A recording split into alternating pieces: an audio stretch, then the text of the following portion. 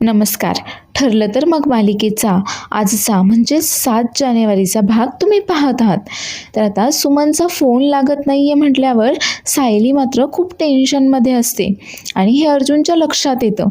त्यावर अर्जुन आता चैतन्याला सांगतो की एक काम कर, तिकडे जा सायलीकडे आणि तिला विचार की काही टेन्शन आहे का, काही प्रॉब्लेम आहे का म्हणून. त्यावर आता चैतन्य त्याला बोलतो की मी का जाऊ, तू जा ना आणि तूच विचार ना तिला. त्यावर आता अर्जुन मात्र असे थोडेसे विचित्रच हावभाव करत असतो. त्याच्यावरून आता चैतन्याला समजतं की या दोघांचं नक्कीच भांडण झालेलं दिसते. त्यावर अर्जुन ला बोलतो तो, 1 मिनिट, म्हणजे तुमचं मी या बीबीचं भांडण झालंय तर, आणि मी काय तुझा पर्सनल कबूतर आहे का, जेव्हा पाहावं तेव्हा माझ्या पायाला चिठ्ठी बांधून मला पाठवत असतोस तेव्हा. तेव्हा आता अर्जुन बोलतो की पायाला नाही, आता यावेळेस ना गळ्यालाच चिठ्ठी बांधली आहे तुझ्या. त्यावर आता चैतन्य देखील त्याला बोलतो की हे बघ, तुमचं भांडण ना तुमचं तुम्ही दोघं जण पाहून घ्या, मी काय मधल्यामध्ये पोस्टमनचं काम वगैरे करणार नाही आहे. त्यावर अर्जुन त्याला बोलतो, आता अर्जुन खरं तर त्याला रिक्वेस्ट करत असतो, कारण अर्जुनला माहीत असतं की आता अर्जुन सायलीसोबत बोलायला गेल्यावर ती तर काही बोलणार नाही आहे. त्यावर अर्जुन त्याला बोलतो की हे बघ, तुझे हे उपकार माझ्यावर उधार, तुझी ही हेल्प माझ्यावर उधार. त्यावर चैतन्य देखील आता तयार होतो सायलीला विचारायला. तर इकडे सुमन आता नागराजचा पाठलाग करत करत त्या गॅरेजपर्यंत पोहोचलेली असते. तर नागराज आता त्या गुंडांना सांगत असतो की काहीही झालं तरी तुम्ही दोघांनी आत जायचं नाही वगैरे. आणि तेवढ्यातच सुमनकडनं काहीतरी वस्तू पडते आणि त्याचा आवाज होतो. त्यावर आता नागराज विचारतो, कोण आहे रे तिकडे, काय कसला आवाज आला. त्यावर आता हे दोघं गुंड त्याला सांगत असतात की काही नाही हो साहेब, इथे ना फारसं कोणी येत नाही, पण इतके उंदीर झालेत ना इथे, त्यांनीच काहीतरी पाडलं असेल. आता नागराज चिडून त्यांना बोलतो की हे उंदीर बिंदीर मला कारण द्यायचे नाही, तर जा पटकन आणि कोण आहे तिकडे पहा. त्यावर आता हे दोघेही नागराजने सांगितल्याप्रमाणे शोध घेत असतात की इकडे आजूबाजूला कोणी आहे की काय. तर आता अर्जुनने सांगितले म्हटल्यावर चैतन्याचा तर नाईलाजच होतो आणि तोही आता थोडा घाबरत घाबरतच सायलीकडे येतो आणि सायलीला विचारतो की सायली वहिनी, ऑल ओके ना. त्यावर सायली ही त्याला जास्त काही भाव देत नाही आणि फक्त आपलं मान डोलावूनच करते आणि एकदा रागाने ती अर्जुनकडे पाहते, कारण तिच्या लक्षात आलेलं असतं आता चैतन्य इथे आलाय म्हटल्यावर त्याला अर्जुननेच पाठवलेलं असणार. त्यावर चैतन्य आता धाडस करून तिला पुढे विचारतो की काही प्रॉब्लेम नाही आहे ना, काही टेन्शन तर नाही आहे ना. त्यावर आता सायली त्याला बोलते की हे तुम्ही विचारताय की तुम्हाला दुसरं कोणीतरी विचारायला सांगितलंय मला. आणि ती रागानेच आता अर्जुनकडे पाहते. तर अर्जुनचं लक्षही आता सायलीकडेच असतं आणि सायलीने रागाने पाहिल्यावर मात्र तो लगेच मान वळवून घेतो आणि जसं काय मी चैतन्याला पाठवलंच नाही आहे असं वागत असतो. त्यावर सायली आता रागाने चैतन्याला बोलते की काहीही प्रॉब्लेम नाही आहे, काहीही टेन्शन नाही आहे, आणि तुम्हाला पाठवण्यापेक्षा हे ज्याला विचारायचं आहे तोच का नाही आला आहे बरं विचारायला. आता सायली पण इथे खूप जास्त भाव खात असते, पण अर्जुनला तरी देखील तिची काळजी वाटत असते आणि त्याने चैतन्याला मात्र तिला विचारायला पाठवलेलं असतं. तर इकडे ते गुंड आता सुमनचा शोध घेत असतात. तर सुमन मात्र कशीबशी त्या गुंडांपासून लपून तिथे त्यांचं सगळं काही बोलणं ऐकण्याचा वगैरे प्रयत्न करत असते आणि जसे ते गुंड आता दुसरीकडे निघून जातात तसंच ती देखील आता तिथून बाहेर येते आणि त्या गॅरेजच्या दिशेने आता लपतछपतच निघते. तर चैतन्य आता इकडे सायलीला सांगतो की मारामारी, मला ना मारामारी हवी आहे. त्यावर आता सायली त्याला बोलते, ठीक आहे बसा इथे, आणते मी तुमच्यासाठी बनवून. त्यावर चैतन्य बोलतो की इथे. त्यावर सायली बोलते हो इथेच बसा, आणते मी. आणि सायली आता त्याच्यासाठी काहीतरी मारामारी आणण्यासाठी तिकडे जाते. तर इकडून अर्जुन आता चैतन्याला खुणावत असतो. तर चैतन्य देखील त्याला आता इकडून खुणावूनच सांगत असतो की अरे मी नाही विचारू शकत आहे काही, तिच्या लक्षात आलं की मला तूच पाठवलंयस आणि आता मात्र माझं काही होऊ शकत नाही आहे वगैरे. दोघेही आता एकमेकांना असे खुणावत असतात आणि सायलीच्या मात्र चांगलंच लक्षात आलेलं असतं की हे काम तर अर्जुनचंच आहे, पण तरी देखील ती इतकी भाव खात असते की ती चैतन्याला एक सांगत नाही की काय प्रॉब्लेम झालाय आणि अर्जुन तिच्याशी बोलायला आल्यावर अर्जुनला देखील ती काही सांगत नाही. पण आता मात्र चैतन्याने ते मारामारीची काही डिमांड केल्यानंतर मात्र तिला ते बनवावंच लागतं. त्यावेळी ती चैतन्याला सांगते की तुम्ही इथेच बसा त्यावर आता चैतन्याचं असं म्हणणं असतं की मी तिकडे जाऊन बसतो सर्वांसमोर, पण सायली मात्र त्याला थोडं दम देऊनच सांगते की नाही इथेच बसा, मी आले लगेचच. आणि ती काहीतरी चहा आणि कॉफी मिक्स करून त्याची काही मारामारी, तिने नवीनच रेसिपी शोधून काढली आहे, ती आता बनवण्यासाठी ती किचनमध्ये जाते आणि लगेचच तिकडनं कपमध्ये ती घेऊन देखील येते. तर तोपर्यंत इकडे अर्जुन आणि चैतन्य एकमेकांना खाणाखुणा करून त्यांचं काहीतरी बोलणं सुरू असतं. आता ते कप देते ती चैतन्याच्या हातात आणि त्याला बोलते की घ्या तुमची मारामारी, आणि स्पेशली तुम्हाला आवडती आहे, तुम्ही सांगितलं म्हणून बनवली आहे मी. आता इथेच बसा आणि सगळा कप संपवून टाका, मला नंतर मग देखील धुवायचा आहे. त्यावर आता चैतन्य तिला बोलतो की मी तिकडे जाऊ का, डायनिंग टेबलवर बसतो मी. त्यावर सायली त्याला बोलते काय जेवण आहे का ते, इथेच बसा आणि सगळे काही पिऊन टाका. आता ती सगळी मारामारी प्यायची म्हटल्यावर खरं तर चैतन्याला ती अजिबातही आवडत नसते. तो आता थोडंसं तोंड वाकडं करतो आणि बोलतो की मी तिकडे जातो ना, कल्पना मावशीला विचारतो की तिला प्यायची आहे का. त्यावर सायली तिला खडूस सारखंच बोलते की त्यांना आवडत नाही ते, तुम्हाला प्यायची होती म्हणून बनवली आहे ना मी, मग सगळी संपवा इथेच बसून.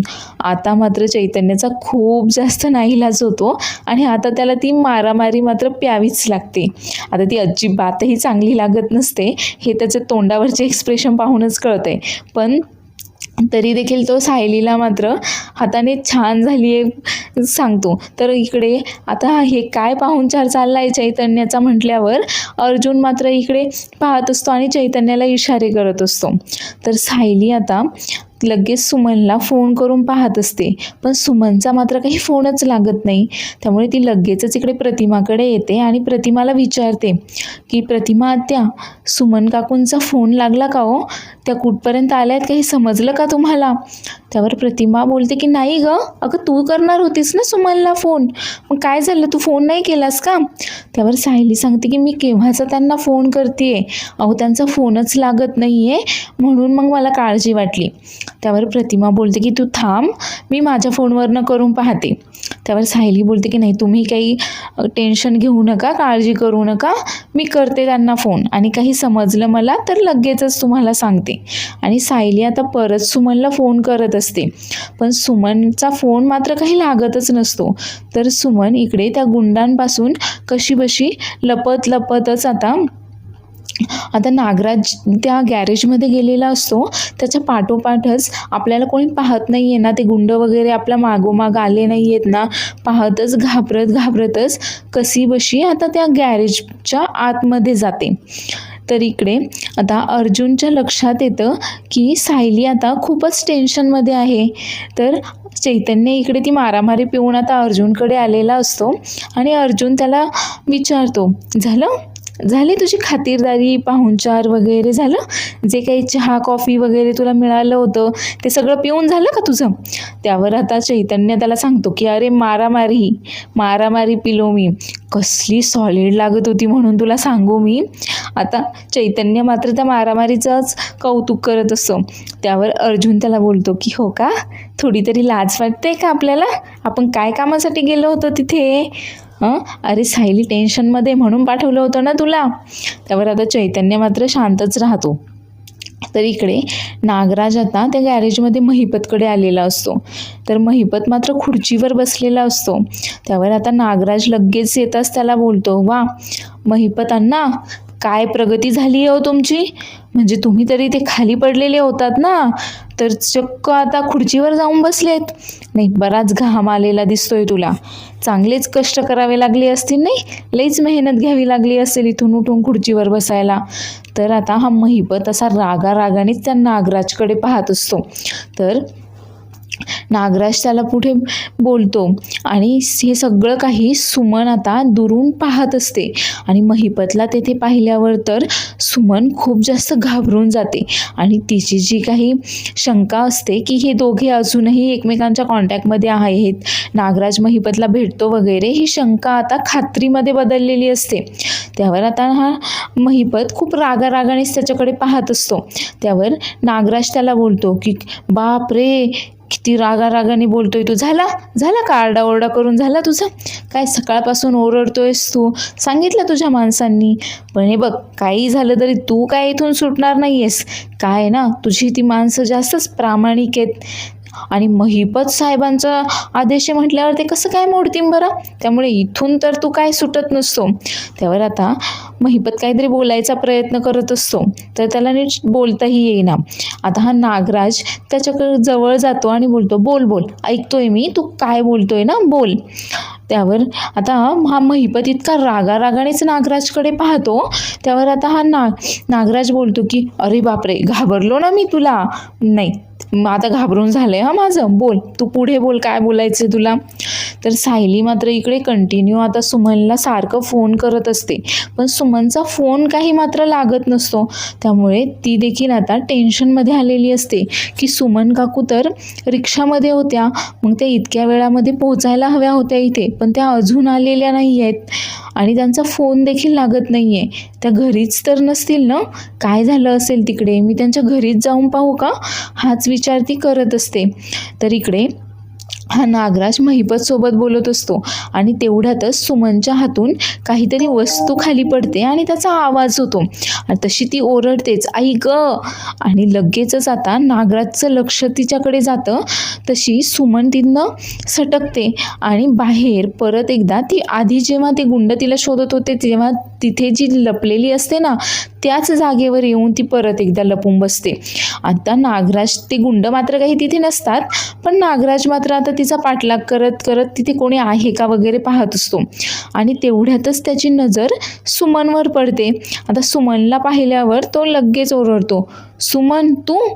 आता सुमन मात्र खूप जास्त घाबरते नागराजने तिला पाहिल्यावर आणि ती लगेचच तिथून पळून जाण्याचा प्रयत्न करते.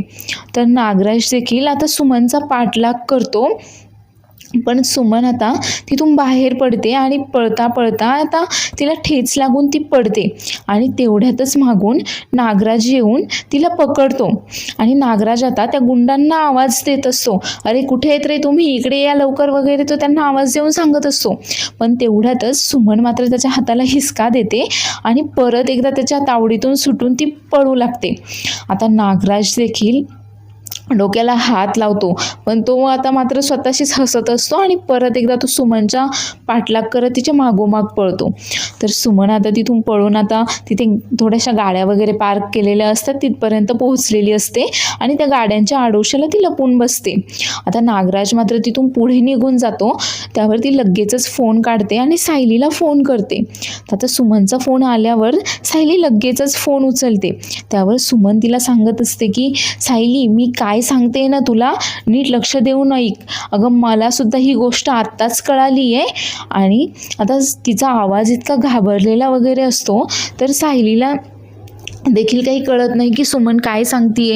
आता सायली तिला विचारायचा प्रयत्न करत असते की तुम्ही नक्की कुठे आहात वगैरे, आणि तेवढ्यातच सुमन काही बोलणार तेवढ्यातच नागराज तिथे येतो आणि तिचं तोंड दाबून धरतो.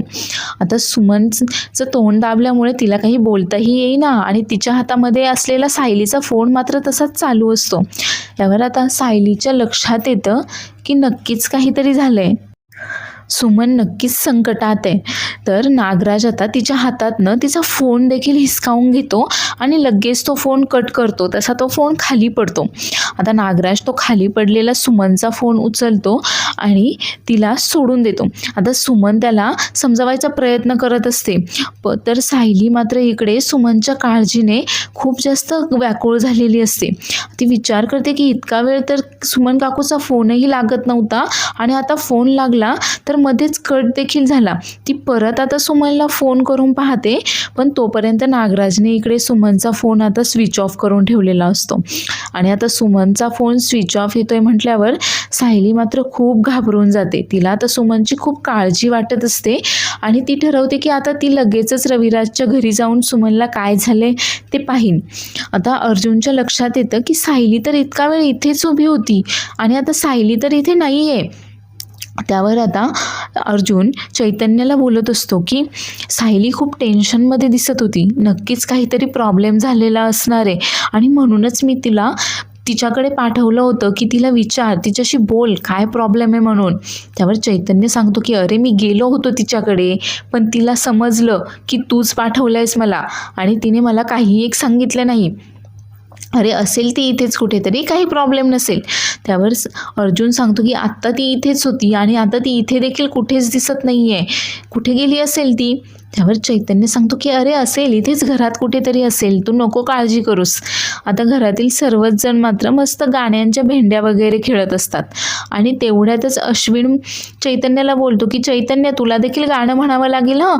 त्यामुळे आता चैतन्य सर्वांसोबत तिथे गाणं वगैरे म्हणत असतो. तर अर्जुन एकटाच आता सायलीला शोधत तिथे बाहेर येऊन पाहतो, तर सायली तिथे नाहीच आहे आणि त्यामुळे तो खूप जास्त घाबरून जातो आणि आता त्यांच्या खोलीमध्ये संपूर्ण घरामध्ये तो सायलीला शोधत असतो. तर सायली इकडे रविराजच्या घरी पोहोचलेली देखील असते आणि पाहते तर काय, तिथे मात्र घराला कुलूप असतं. त्यामुळे ती आता परत एकदा सुमनला फोन करून पाहते, पण सुमनचा फोन मात्र काही लागेना. तर इकडे अर्जुन देखील सायली सापडत नाहीये म्हटल्यावर तिला फोन करून पाहत असतो, पण सायलीचा देखील काही फोन लागतच नसतो. आता हे सगळं चैतन्याच्या लक्षात येतं आणि चैतन्य देखील लगेचच धावत पळत आता अर्जुनकडे येतो. त्यावर अर्जुन त्याला सांगतो की अरे सायलीचा फोनही लागत नाहीये आणि सायली पूर्ण घरामध्ये देखील कुठे नाहीये. त्यावर चैतन्य त्याला समजावत असतो की अरे घर मोठं आहे मान्य आहे, पण इतकं पण मोठं नाहीये की कोणी हरवेल इथे. असेल वहिनी इथेच कुठेतरी घरामध्ये वगैरे मागच्या बागेत वगैरे कुठेतरी असेल ती. त्यावर अर्जुन त्याला सांगतो की अरे मी सगळीकडे पाहिलंय, ती कुठेच नाहीये, ती एकटीच तर कुठे गेली नसेल ना. आणि आता चैतन्य सायलीला फोन करून पाहतो. तर इकडे नागराजने आता सुमनला पकडून त्या गॅरेजमध्ये जिथे त्याने महिपतला डांबून ठेवलाय तिथे तो घेऊन येतो. आता महिपत मात्र असा रागारागानेच त्या दोघांकडेही पाहत असतो. त्यावर आता ही सुमन मात्र खूप जास्त घाबरून जाते. एकीकडे नागराज आहे आणि एकीकडे हा महिपत आहे. तर ही तन्वी आता इकडे समीराच्या जखमांवर मीठ चोळायला आली आहे नेहमीप्रमाणे आणि आता ती समीराला सांगते की साक्षी, तुझा जो मेसेज आहे ना, व्हिडिओ तू रेकॉर्ड केलेला, तो मी अण्णा सरांपर्यंत पोहोचवायची सगळी सोय केली आहे. त्यावर आता ही लगेच विचारते साक्षी, काय अगं 1 महिना झाला गं मी अण्णांशी बोलले नाही आहे, त्यांना भेटले नाही आहेत. कुठे आहेत अण्णा? तुला माहिती असेल तर प्लीज सांग ना मला, कुठे आहेत ते, तुला माहिती आहे का? त्यावर आता ही तन्वी बोलते की अगं मी तर असं म्हणाले की मी मेसेज पोहोचवायची सोय केली आहे, ते कुठे आहेत ते नाही माहिती आहे मला. त्यावर आता साक्षी बोलते हो ना, बघ ना हे असंच होतं माझं. अगं 1 महिना झाला गं त्यांना भेटून, माझं आयुष्यनं हे असं होऊन गेलं आहे बघ. म्हणजे 3 वर्षांपूर्वी किती छान नॉर्मल आयुष्य जगत होते मी, कशी मस्त किती ॲम्बिशियस वगैरे होते मी, आणि माझ्या हातून चुकून एक खून काय झाला तर बघ ना आता माझं आयुष्य किती बदलून गेलं आहे वगैरे. ती असं बरंच काहीतरी बोलत असते. तन्वीला मात्र हे सगळं काही तिचं बोलणं ऐकून मात्र आनंदच होत असतो, कारण तिला कुणाची मदत वगैरे काहीही करायची नसते, फक्त ती दाखवत असते की मी तुझी मदत करते वगैरे. तर आता इकडे चैतन्य आता सायलीला फोन करतो, तर पहिल्यांदा फोन लागत नाही आणि तो दुसऱ्यांदा परत एकदा फोन करतो तर सायलीचा फोन लागतो, पण चुकून मात्र सायलीकडनं तो फोन कट होतो. त्यावर अर्जुन बोलतो की अरे तिने फोन कट केला माझा. त्यावर आता अर्जुन खूप घाबरून जातो आणि बोलतो की हे बघ हे असं करते ती, मी फोन करतोय तर माझा फोन लागत नाही आहे, माझा फोन घेत नाही आहे आणि तुझा फोन कट करतोय, काय करायचं आपण? त्यावर आता सायली इकडे आता खूप घाबरून गेलेली असते खरं तर, आणि ती बोलते हे काय चैतन्य भाऊजींचा फोन आणि चुकून कट कसा काय झाला माझ्याकडनं. आणि ती लगेच परत आता चैतन्याला कॉल करते. तर तिचा फोन आल्यावर चैतन्य लगेच तिचा फोन उचलतो आणि विचारतो की सायली वहिनी अगं कुठे आहेस तू? आम्ही इथे किती वेळचं शोधतोय तुला, तू कुठे गेली आहेस नक्की? त्यावर आता पहिल्यांदा अर्जुन देखील बोलतो तिच्यासोबत, सायली अगं कुठे आहेस तू काय वगैरे. त्यावर सायली मात्र तिकडून अजूनही, आणि ह्या परिस्थितीमध्ये देखील सायली अजून देखील त्या अर्जुनवर चिडलेली आहे आणि वर त्याला बोलते की चैतन्य भाऊजी तुम्ही बोलायला फोन केलाय ना माझ्याशी, मग दुसरं कोणी का बरं बोलतंय? त्यावर आता अर्जुन खरं तर खूप चिडतो सायलीवर, पण चैतन्य त्याला समजावतो आणि चैतन्य विचारतो आता सायलीला की तू कुठे आहेस वगैरे.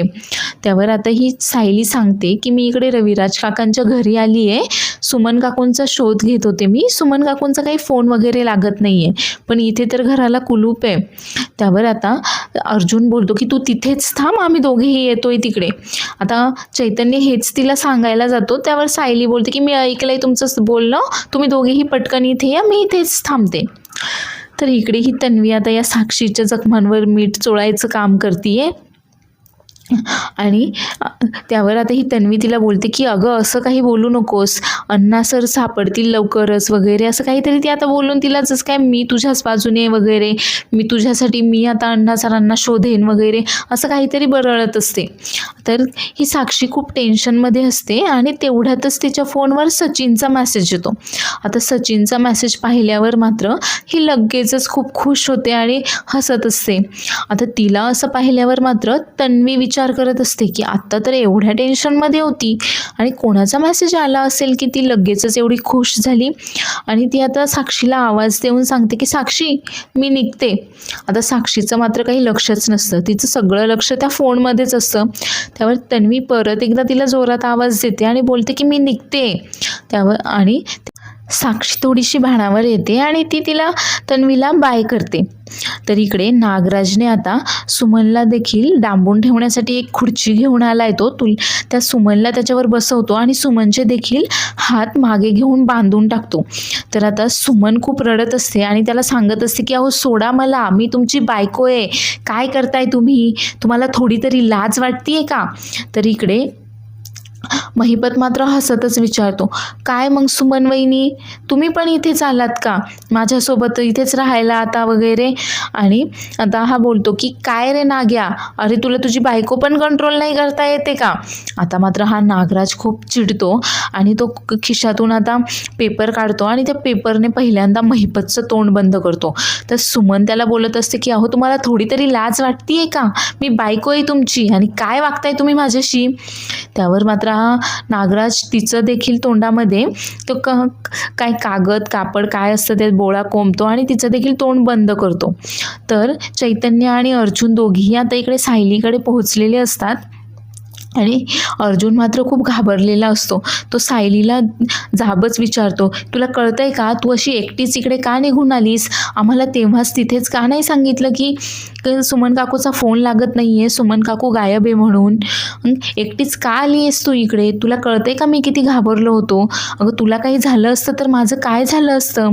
त्यावर आता सायली सांगते की घरात सर्वच जण किती आनंदामध्ये होते आणि मला त्यांना काही एक सांगायचं नव्हतं म्हणून मी एकटीच इकडे निघून आले. आणि सायली देखील आता अर्जुनला सॉरी बोलते. आता चैतन्य देखील तिथेच असतो. चैतन्य लगेच बोलतो की एक मिनिट म्हणजे सायली वहिनी, अगं तू ना ही अशी गायब नको होत जाऊस. काय ना की तू जेव्हा अशी गायब होऊन जातेस ना, अगं तुझं हे बाळ आहे ना एकदम घाबरून जातं, एकदम पॅनिक होऊन जातं बघ. आणि मग या बाळाला कंट्रोल करणं तर काही मला अजिबातही जमत नाही, असं तो आता अर्जुनकडे पाहत म्हणतो. अगं मी वकील आहे गं, मी काही आया वगैरे नाही आहे असं लहान बाळ वगैरे कंट्रोल करायला, मला काही एक्सपिरियन्स नाही आहे. त्यामुळे प्लीज असं माझ्यावर थोपवून तुझ्या बाळाला सोडून असं जाऊ नकोस. पण सायली आणि अर्जुन मात्र अजिबातही त्या जोक वगैरे करण्याच्या मूडमध्ये नसतात. त्यावर अर्जुन विचारतो की नक्की काय झालंय सांग आम्हाला. आता सायली अर्जुनला सांगते की सुमन काकूंचा फोन लागत नाही आहे, म्हणजे माझं त्यांच्याशी थोडंसं बोलणं झालं तेव्हा त्या बोलल्या की त्या रिक्षामध्ये आहेत, पण त्या आता इथेही नाही आहेत आणि आपल्याकडेही नाही आहेत, कुठे गेल्या असतील नक्की त्या. त्यावर पुढील भागामध्ये आपण पाहणार आहोत की सुमन आता भेटत नाही आहे म्हटल्यानंतर सायली, अर्जुन आणि चैतन्य तिघेही खूप टेन्शनमध्ये असतात आणि सुमनचा फोन देखील लागत नसतो. त्यावर चैतन्य बोलतो की म्हणजे सुमन काकू किडनॅप तर झाली नसेल ना. त्यावर अर्जुनला देखील आता हीच शंका येते आणि अर्जुन बोलतो की हे एकाच माणसाचं काम असू शकतं. आणि अर्जुन आता नागराजबद्दल सर्व काही रविराजला सांगतो आणि रविराज तर हे सगळं ऐकून त्याला खूप धक्काच बसतो. तो बोलतो की माझ्याच घरामध्ये माझाच भाऊ त्याच्या बायकोला, माझ्या वहिनीला मारहाण करत होता आणि ही गोष्ट माझ्या नजरेसमोर असून देखील मला कसं समजलं नाही आहे. आता मात्र अर्जुन पोलीस कंप्लेंट करायचा निर्णय घेतो. तो पोलिसांना फोन करून सांगतो की माझी काकू सुमन किल्लेदार काही तासांपासून गायब आहे. ती किडनॅप झाल्याचा आम्हाला संशय आहे आणि आम्हाला मात्र नागराज किल्लेदारवरच संशय आहे की त्यांनीच तिला किडनॅप केलेलं असावं. आता हे ऐकून सायली आणि चैतन्य देखील खूप गोंधळतात. तर पुढील भाग पाहण्यासाठी चॅनेलला लाईक, शेअर आणि सबस्क्राईब करायला विसरू नका. धन्यवाद.